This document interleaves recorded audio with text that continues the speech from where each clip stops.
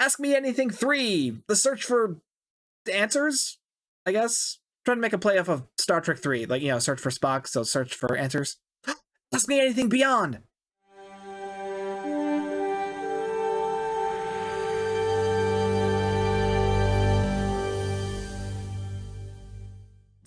What plasma space weapon is best in STO, and what STO ships are your favorite?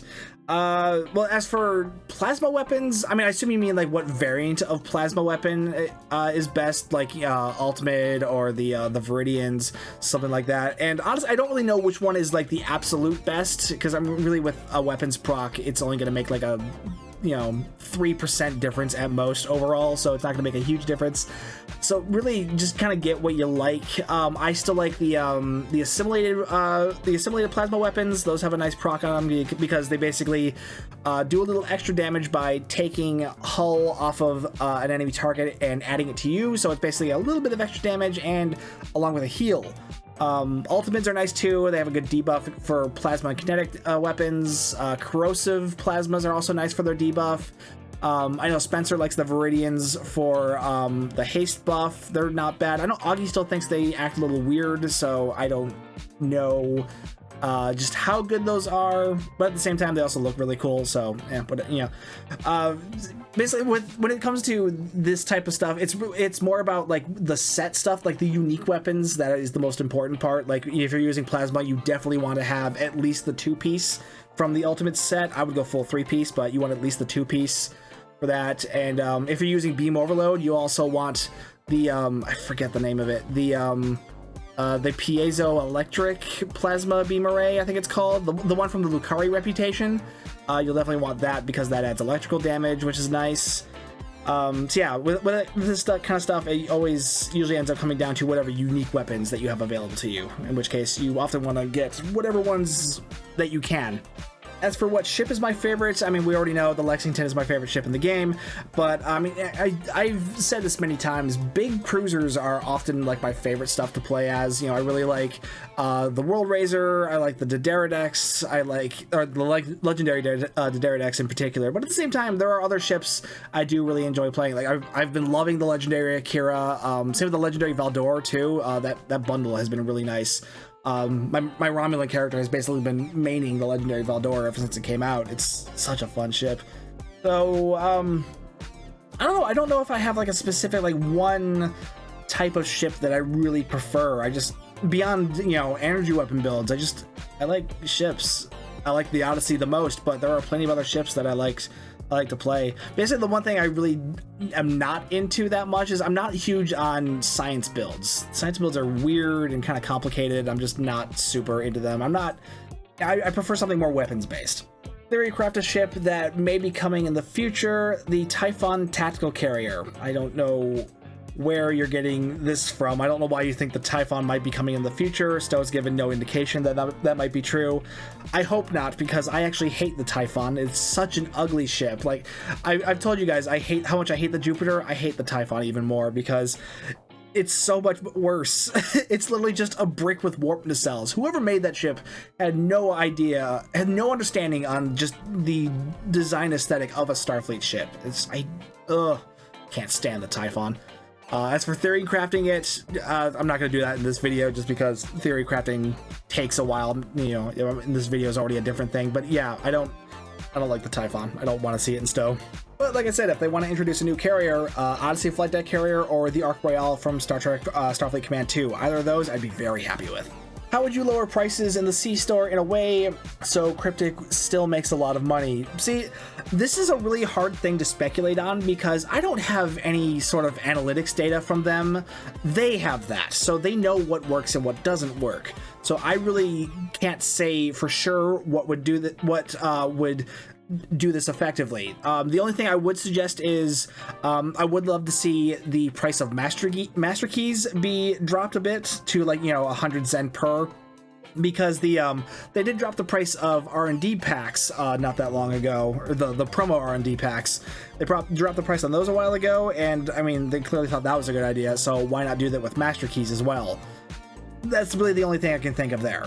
Favorite Eaglemoss ship that you have? I already know the answer. And what about non-Star Trek? He probably does know the answer because, I mean, we all know that the Odyssey class is my favorite.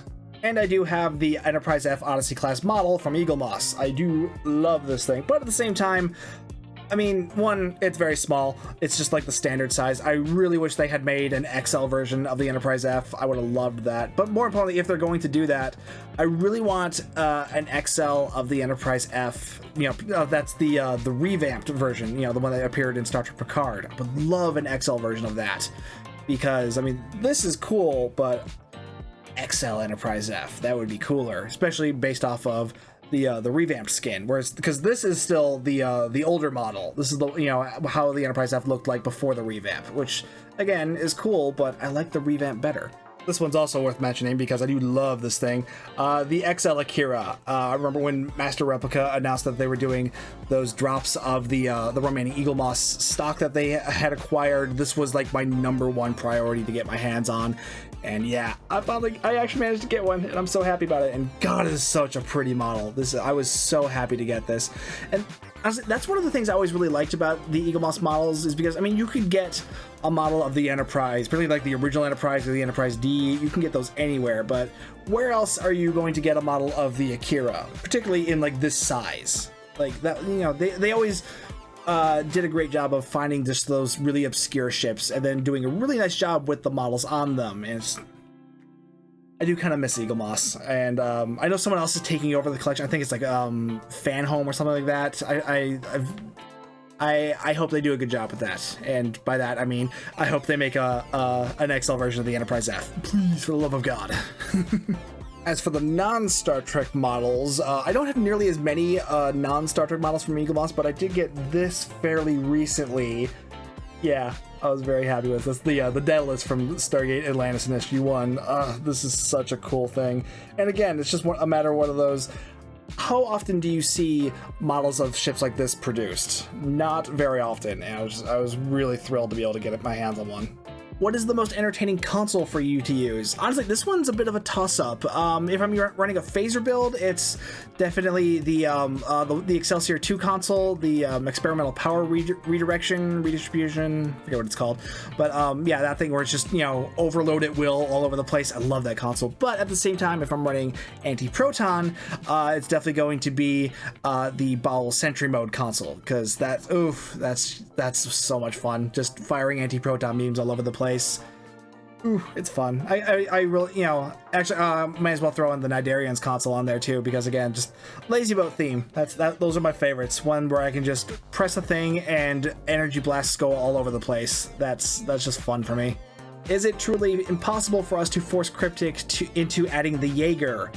Now, I wouldn't use the term force, but I wouldn't rule out the Jaeger ever coming to Stowe, because, I mean, it is a canon ship, and while it may not be high on the list of priorities, I wouldn't be surprised if it made it into the game eventually, just on the merit of the fact that it is a canon starship. It is a really weird one, but, I mean, there are more obscure ships in the game, like, you know, all those Wolf 359 ships. Keep in mind, most of those only had, like, 3 or 4 seconds of airtime. So, I mean, the Jaeger already has those beat because it was a background ship on DS9, so it appeared in like 20-something different episodes.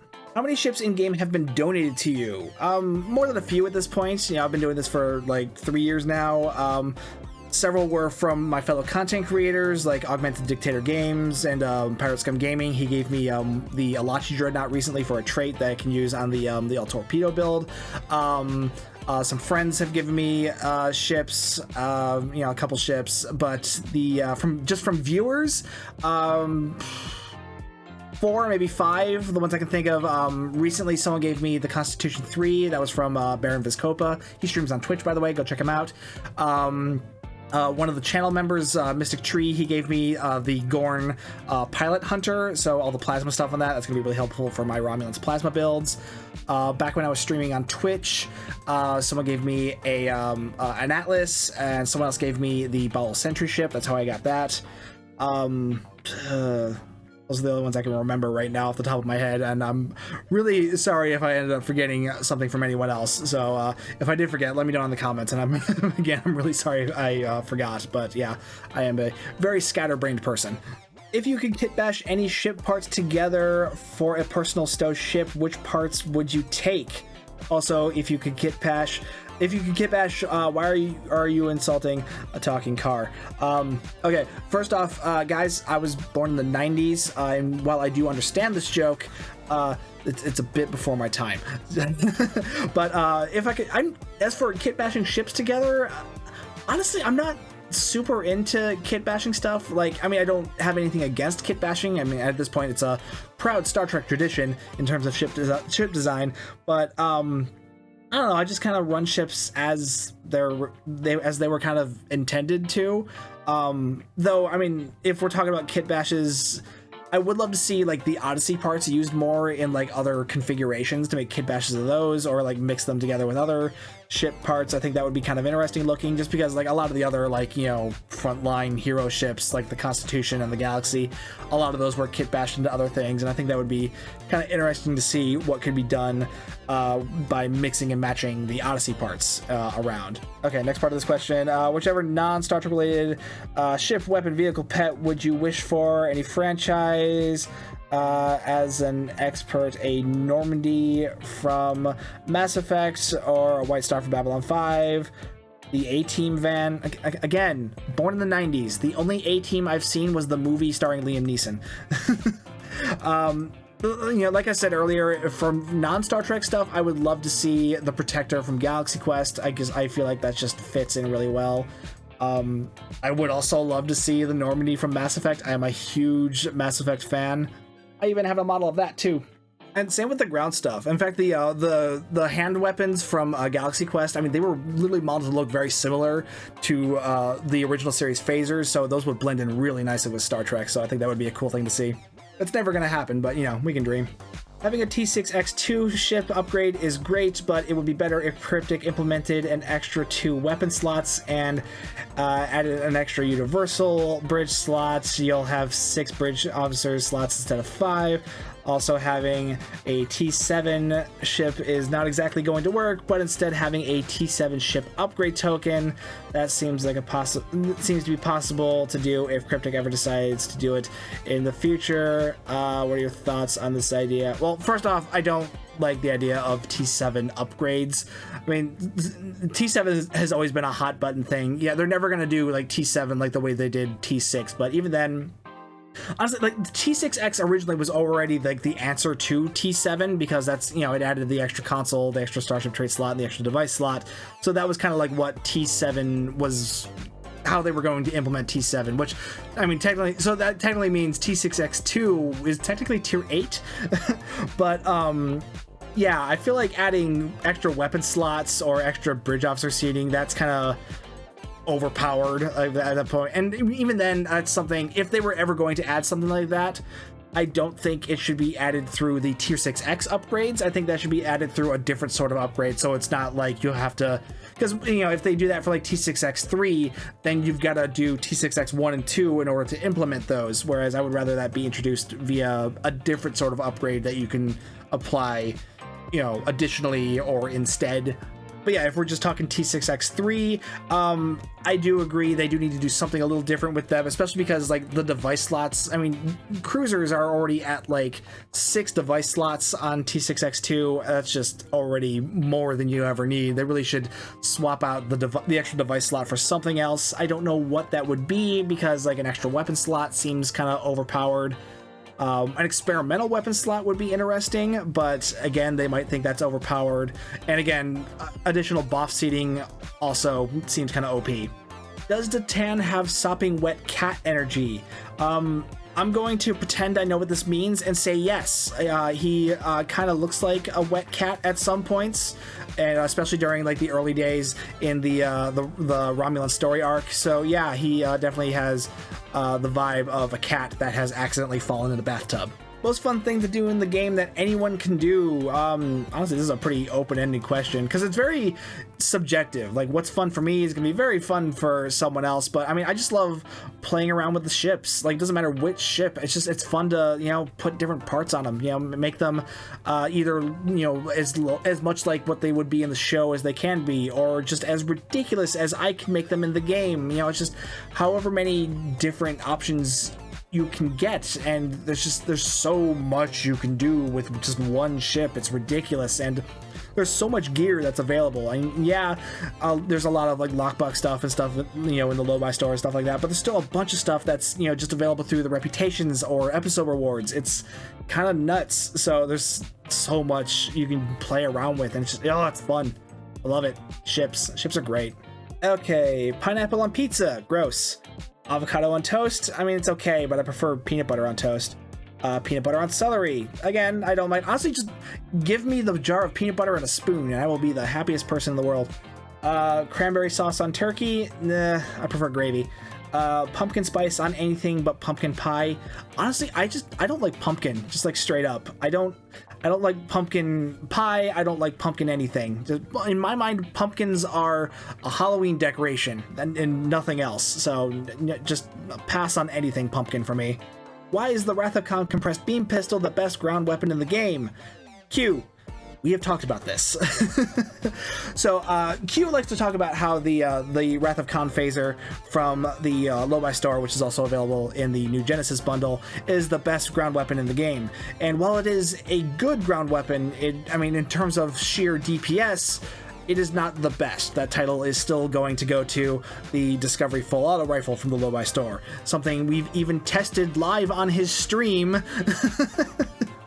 But I mean, if you like the T-Walk phaser, there's no reason for you not to use it. Like I said, it's still really good for a pistol. And, you know, if you have the new Genesis bundle, you have that unlocked on your full account, so you can keep reclaiming it, which is a really nice thing to have. It looks cool. It has a cool animation that's based off of the vaporizing animation from Wrath of Khan. But yeah, it is not the best ground weapon in the game in terms of sheer DPS. But if it is one you like, then that's good enough for you, then yeah, then it's probably the best for you, but I would not say it's objectively the best in the game in terms of sheer numbers. Should role-playing, or especially ERP players, be banned from STO? Oh boy. Sometimes you're on a station, it's like the streets of Bang. Okay, I'm not gonna finish that sentence. Way to generalize, dude. I've read these RP tuned bios. Come on, a lot of young people play STO. A lot of them have no equipment, no high stats in their bio. They ain't in the game for track. Personally, I think they should be banned. I've heard the Starfleet Dental used to give RP a hard time. Good for them. Bring it back. Ugh. Okay, first of all, don't give Starfleet Dental too much credit. They give everyone a hard time. And are they even still around? Like, I haven't seen a Dental out in the wild in ages. So, as for the question of should role players be banned? No, of course not. I mean, it is not your job or my job or anyone else's job to tell someone how to engage with the game. If someone likes roleplay and they find other role players, by all means, go for it. I mean, Star Trek, you know, RP has always been a huge thing among the fandom, and it makes sense that an MMO like Star Trek Online would attract that sort of crowd. So, yeah, I would by no means begrudge anyone for engaging in roleplay. For just, general Star Trek roleplay. Is it kind of cringy when you see role players using the public chat channels? Yeah, a bit. Like, seriously, role players, just use a private chat channel. Use team chat or set up your own private chat channel that you and your friends can use. It's not that difficult, but yeah, it's really weird when you see them do it in the public channels, but it's not something I would say is a bannable offense. As for ERP, that's a different situation. So much so that I don't know why you would group those two together. Again, I don't know what I would do about it. I don't know if I would say it should be a bannable offense, but it's definitely not something you should be doing in the public chat channels. So again, guys, set up private channels. It's not that difficult.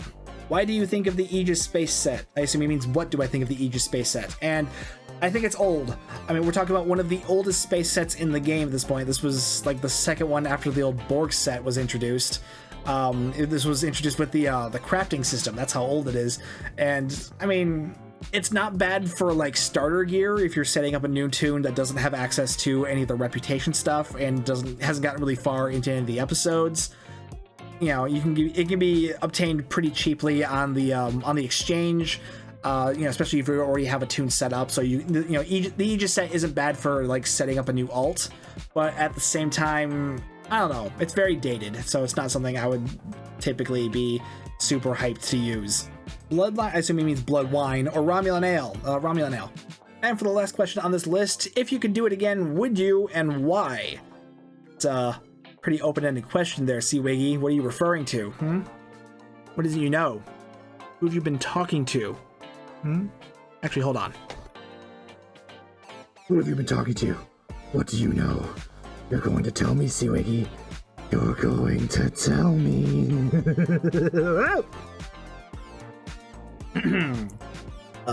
Sorry about that. And that wraps it up for this AMA series, at least for this one. Like I said in the first video, let me know if you guys enjoyed this kind of stuff. We can do more of it in the future, not like a huge amount. I don't want to flood the channel with AMA stuff, but at the same time, this could turn into like one of my annual event kind of things. Anyway, don't forget to like, comment, subscribe, hit the bell for notifications, all the usual outro stuff. Be sure to use my Epic creator code, STU1701. Either way, thank you so much for watching. My name's Stu, and I'll see you guys next time.